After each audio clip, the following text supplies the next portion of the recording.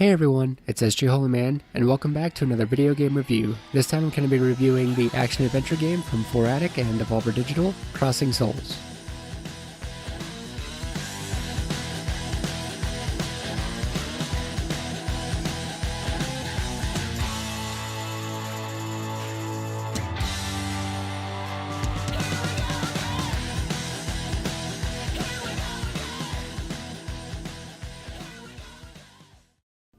So the story of Crossing Souls may sound familiar to some, but it is the story of some high schoolers in 1986 California that discover a mysterious stone during their summer vacation, and this stone allows them to see into another dimension.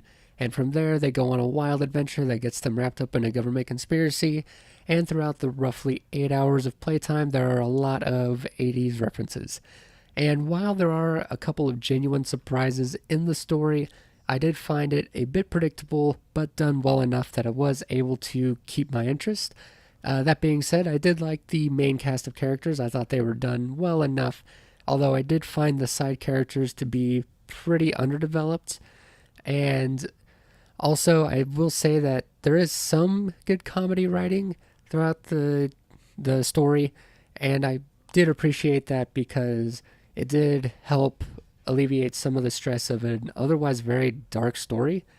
And as far as the game's aesthetics, it looks pretty good. It has some good pixel art. That being said, the backgrounds, uh, they can be a little bit hard to read, and that can come into play later when you're trying to platform and you're not really sure about what you can land on and what you can't land on, and what's a building, what's not a building, and so on and so forth.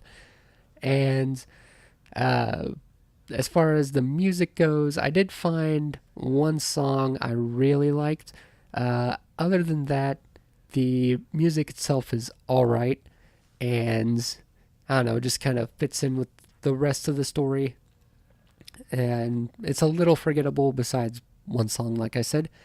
And I also forgot to mention that there are some actual animated cutscenes throughout the story, and while not my personal cup of tea, they are done well enough. So if you do enjoy that style, they're pretty good to look at. And while I was playing the game, I did run into some technical issues. Uh, the game did not crash on me, but I did have to reload my game a couple of times due to some bugs that wouldn't let me progress. And I did run into some frame rate issues here and there. It's not too bad, but it is something to keep in mind.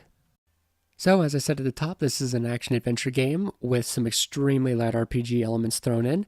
And the main hook of the game is that you have these 5 different kids, and each one has different non combat and combat abilities.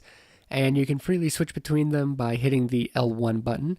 And as far as in combat goes, they all are done fairly well enough, except for Kevin.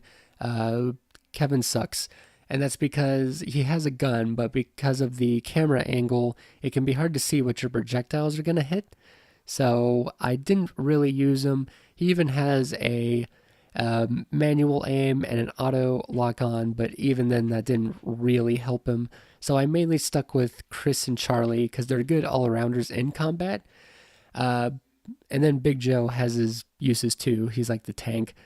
But outside of combat, in the puzzles and stuff, all of their abilities did come in handy. The only one that I felt was underused was Charlie.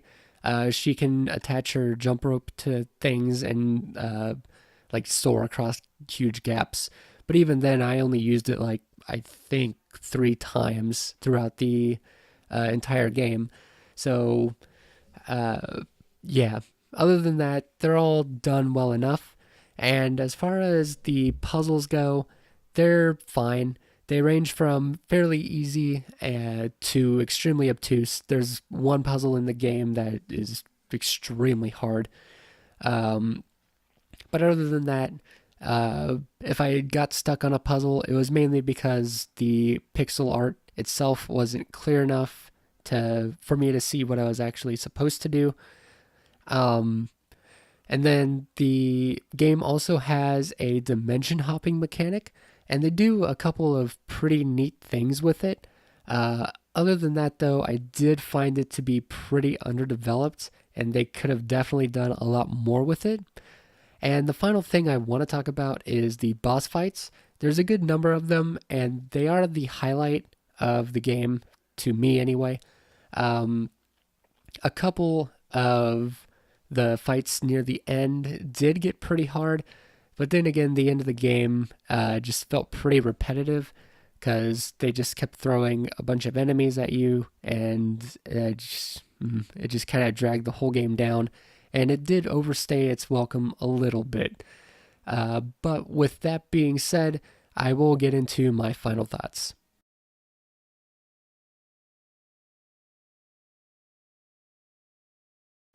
Crossing Souls is an okay game.